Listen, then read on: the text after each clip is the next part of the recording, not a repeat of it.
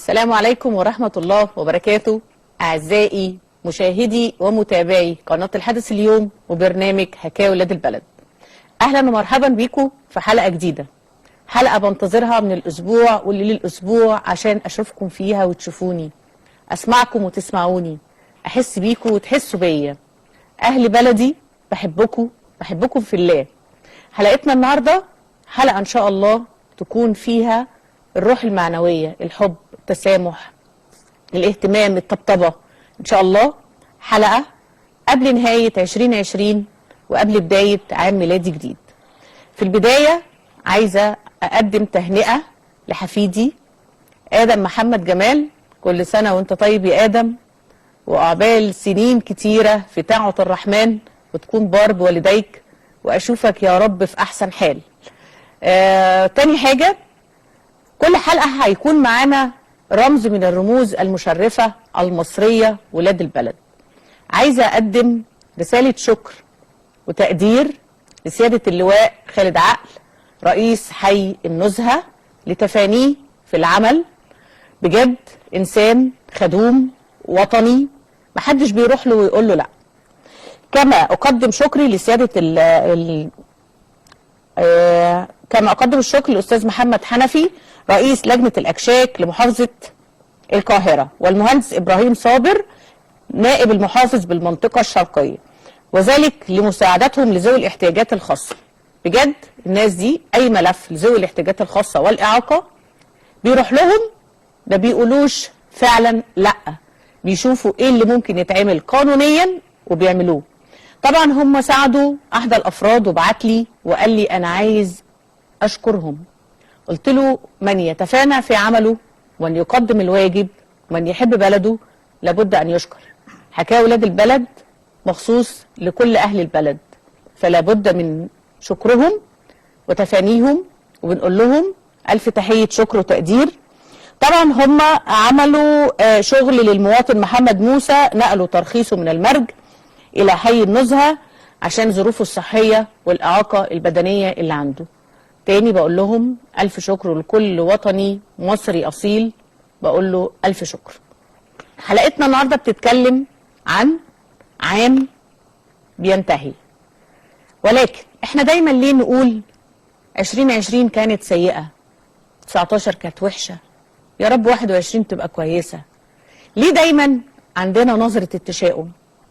يا جماعة زي ما في ليل في نهار، زي ما ربنا قال في كتابه العزيز في سراء وفي ضراء، لازم نشكره في السراء ونحمده في الضراء.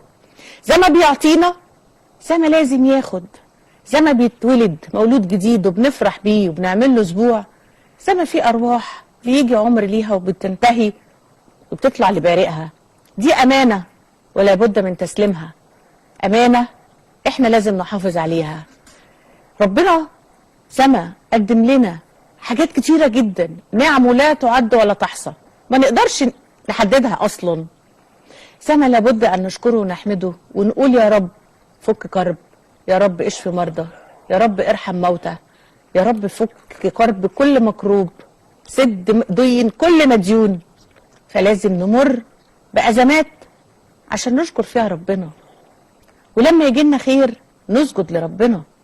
فما نقولش سنة وحشة، لا، مفيش حاجة اسمها وحشة، مفيش حاجة اسمها كبيسة، مفيش سنة نقول عليها انها تعبتنا، لا، لان اكيد فيها فرح، اكيد فيها خير. بصوا لفتحة النور، احنا الصبح بنفتح الشبابيك وبنقول صباح الفل، بالليل بننور النور ونقول اللهم لك الحمد والشكر ان عدى اليوم واحنا في صحة واحنا في سعادة واحنا نايمين في بيوتنا واحنا مستغطيين، نحب بعض، نساعد بعض، نطبطب على بعض. حلقة النهاردة فيها الإنشاد الديني، فيها الروح المعنوية، فيها كتاب الله، فيها كلمات الله اللي بتبعث كلنا جوانا الأمل والسرور. معي ومعكم النهاردة ضيفين إن شاء الله تستمتعوا بالحلقة معاهم. ضيفي المنشد الديني الشيخ محمد حجازي ابن محافظة الشرقية، أهلا بيك يا أهلا بحضرتك فندم. ومعانا عازف الناي أستاذ محمود إسماعيل، بنرحب بيك. هنسمع منهم ما لذ وما طاب. هنسمع منهم من يعيشنا جو جميل إن شاء الله. يا رب الحلقة تعجبكم. في البداية عايزاك تعرف السادة المشاهدين ابن محافظة الشرقية وبالأخص مدينة الزقازيق، من هو محمد حجازي؟ نعم. اولا بحيي حضرتك على المقدمه الجميله، وحضرتك اشرتي لبعض النقط والايات اللي فعلا يعني فيها الامل، فيعني ربنا يجعله في ميزان حسناتك، ويا ريت الناس فعلا تبدا وتعمل بالكلام ده، وهنتكلم مع بعضينا. بدايه انا مواطن بسيط جدا، اتربيت على الكتاب، ده طبعا كان موجود زمان بكثره، طبعا ما عادش للاسف في الزمن ده يعني قل. حفظت القرآن على ايد خالي الله يرحمه، كان شيخ قارئ القرآن الكريم وكان مؤذن مسجد، وبدأت الموهبة من هنا يعني ما شاء الله. يعني التقليد طبعا بداية اكتشاف الموهبة. كان بقى المشايخ الأفاضل مولانا الله يرحمه الشيخ محمد رفعت والشيخ محمد إسماعيل والشيخ محمود نماذج المشرفة والجميلة والشيخ أبو العينين شاشع، فالتقليد كنت محترف أقلدهم بالظبط. تمام. والحمد لله رب العالمين يعني ابتديت اكتشف الموهبه مع المرحله الابتدائيه. برضو المدرسين اكتشفوا صوتي، اقول النشيد بتاع المدرسه بدايه، بعض الحفلات المدرسيه، ومشيت كده يعني. دي رسالة للمدرسين واصحاب المدارس، اذا كانت خاصة او حكومة او اي جهة من الجهات، راعوا مواهبنا، اكتشفوا مواهب اطفالنا، لان بلدنا بخير وفيها مواهب جميلة جدا تستثمر، ودي اللي بتسمع للعالم الخارجي ان مصر هم دول ولاد مصر. نيجي بقى لضيفنا الجميل اللي هنسمع منه في البداية حاجة بالناي، وكيف يتعامل مع هذه الآلة البسيطة اللي بتوصل لنا لأعماق قلوبنا. نعم. اتفضل سمعنا حاجة مع الشيخ. اتفضل يا عم محمود.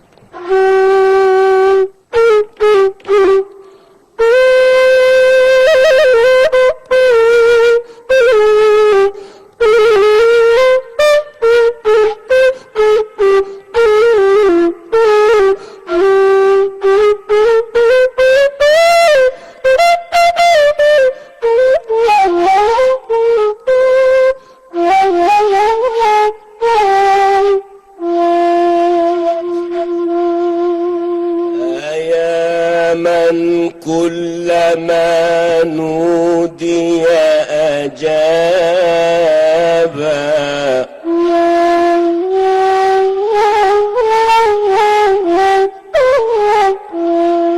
ومن بجلاله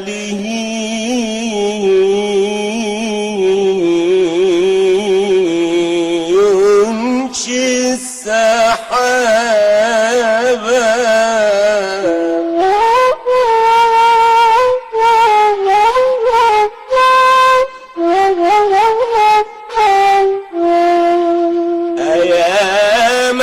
كلما نودي أجابا،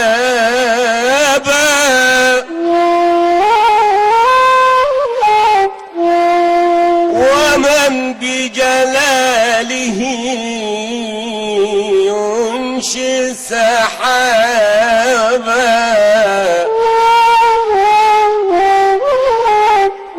وكلم في الدجى موسى بلطف كلاما ثم ألهمه الخطاب.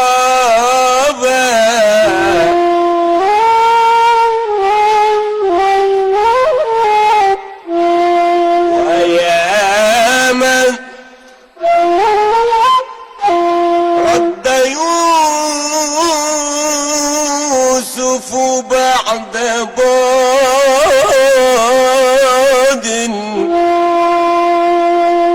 وكان أبوه ينتحب انتحابا.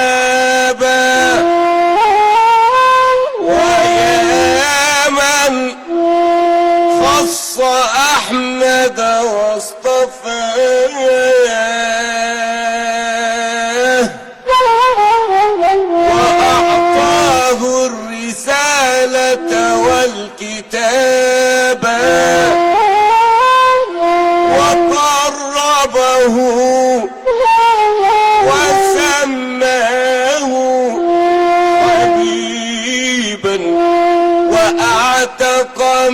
شفاعته الرقابة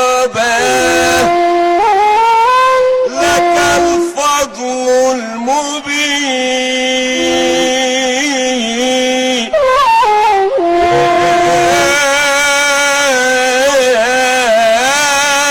ربي لك الفضل المبين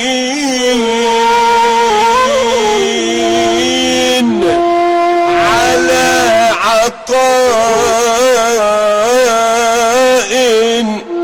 مننت به وضاعفت الثواب.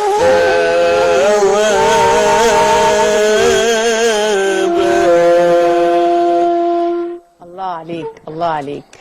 كلمات بجد تسلك القلوب، تجعلنا في خشوع، تجعلنا نتذكر نعمة الله علينا، نعمة الله ان احنا اصحاء، ان احنا بجد موجودين في الحياة عشان نتعاون، عشان نحب بعض، عشان نكمل مع بعض.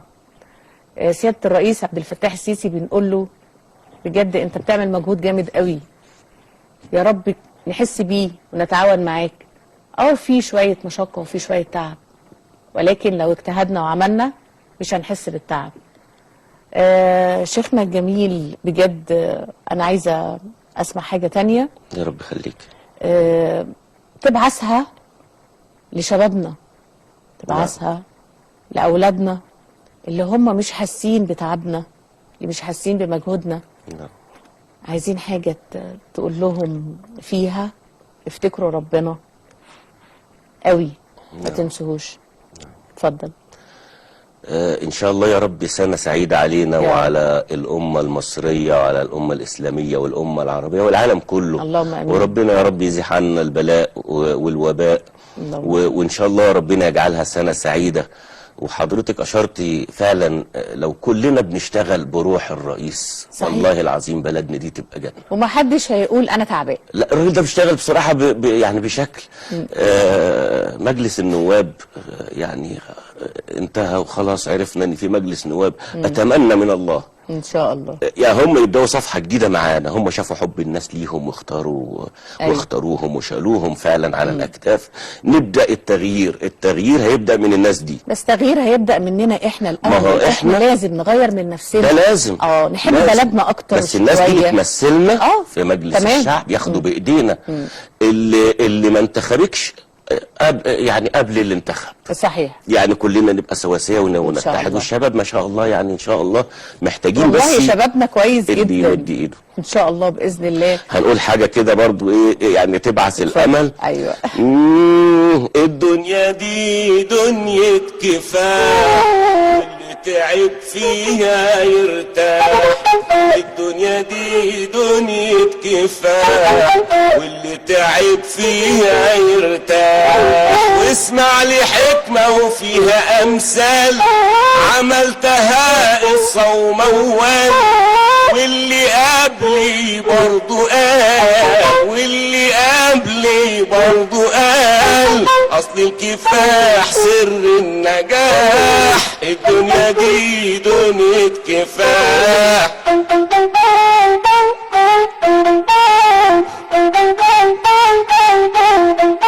يا أمة الإسلام وحدوا العلام عشان نعيش في سلام ونبقى في أحسن حال. والشيطان خلفوا واوعوا تستدعوا ونبينا امداحوا. المدح يبقى حلال، صلاة النبي مكسب، وصلى عليه يكسب. إن كنت عايز تكسب صلي عليه في الحال. من بعد ذكر الله ومدح رسول الله، من بعد ذكر الله ومدح رسول الله هنقول كلام محلاه، هنقول كلام محلاه. الساعة ساعة رضا والمولى جمعنا.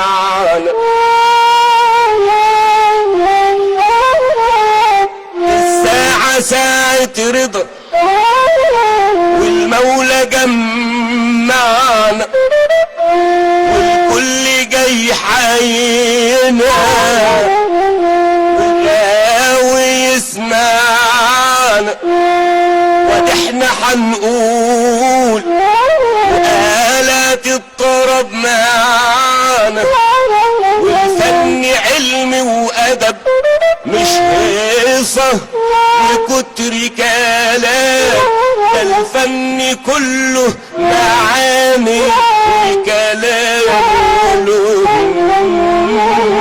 معنى.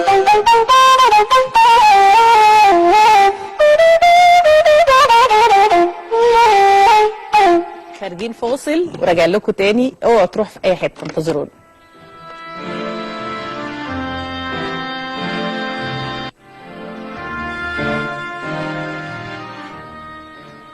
رجعنا لكم بعد الفاصل ومع الإنشاد الديني وضيوفنا الكرام المنشد الديني الشيخ محمد حجازي وعازف الناي أستاذ محمود إسماعيل. وقبل ما أبدأ ونسمع حاجة ثانية، احنا اتكلمنا عن الكفاح. من هنا عايزة أشكر كل شباب قنوات الحدث اليوم، شباب جميلة جدا، شباب طموحة دؤوبة بجد. بشكر سيادة النائب محمد إسماعيل عفوا، لأنه بجد جايب فريق عمل محترم، فريق بيحب القناة، بيحب شغله، بيحاول بقدر الإمكان نجاح القناة، وهي قناة ناجحة مش عشان أنا فيها، ولكن بجد الشباب اللي موجودة أولاد بنات ولاد يفرحوا القلب، قدوة محترمة، بحييهم من حكاية ولاد البلد. وشبابنا في الاستوديو اللي خلف الكواليس هم سبب نجاح قناة الحدث اليوم ونجاح أي مذيع أو مذيعة يقعدوا على المنبر ده. في البداية معانا مداخلة تليفونية من الفنانة الصاعدة الواعدة وفاء سيف. مساء الخير يا أستاذة وفاء. مساء الخير حبيبة قلبي، عاملة ايه يا اسماء؟ الحمد لله تمام، انت عاملة ايه؟ حبيبة تمام والله الحمد لله حبيبتي، انا مبسوطة اني معاكم النهاردة في البرنامج. ربنا يخليكي، ربنا يعزك. اخبار فيلم كلاب الليل، قربنا نخلص تصوير ولا لسه؟ ان شاء الله باذن الله خلاص قربنا نخلص التصوير بتاعه، وهتكونوا اول الناس معانا بعد التصوير باذن الله في العرض. ربنا يخليكي، ده شرف ليا والله. الشرف ليا انا. ممثلة جميلة، بنت بلد بجد، مش بجاملها، حقيقي حد جميل محترم، روحه حلوة، متعاون قوي، مش متكبر. ايه الجديد وفاء سيف بعد فيلم كلاب الليل ما يتعرض ان شاء الله؟ ان شاء الله باذن الله عندنا فيلمين باذن الله هنخش فيهم، هيبدا فيهم تصوير بعد فيلم كلاب الليل ان شاء الله. ان شاء الله يا رب يعجبكم ويعجب الناس باذن الله. ان شاء الله بالتوفيق والنجاح دايما وفاء ان شاء الله. شكرا شكرا يا حبيبتي والله. ربنا يخليكي، اشكرك. شيخ محمد، عايزين نسمع حاجه تفرحنا ان شاء الله. ان شاء الله. تمام. كلام محمود البياتي.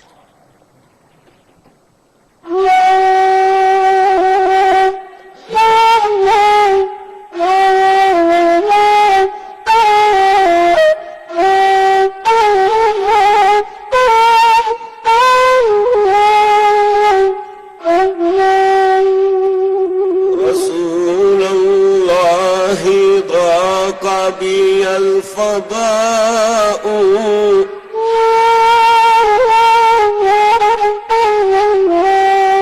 وجل الخطب وانقطع الإخاء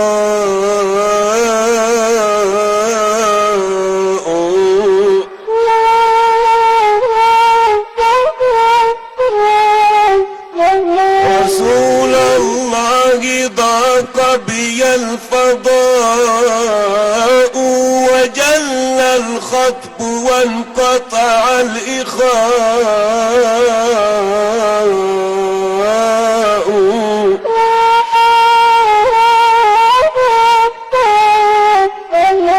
وجاهك يا رسول الله جاه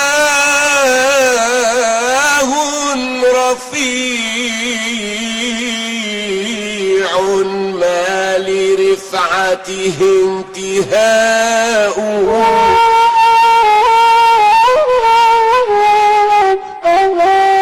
رسول الله إني مستحيل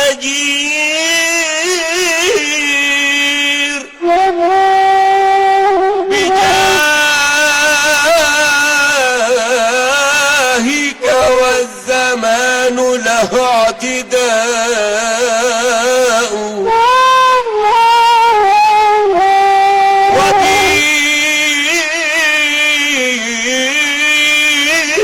وجل شديد من ذنوبي وبي وجل شديد من ذنوبي وما أدري أعفو أم جزاء قرأنا في الضحى ولسوف يعطي فسر قلوبنا هذا العطاء وحاشا يا رسول الله ترضى فينا من يعذب أو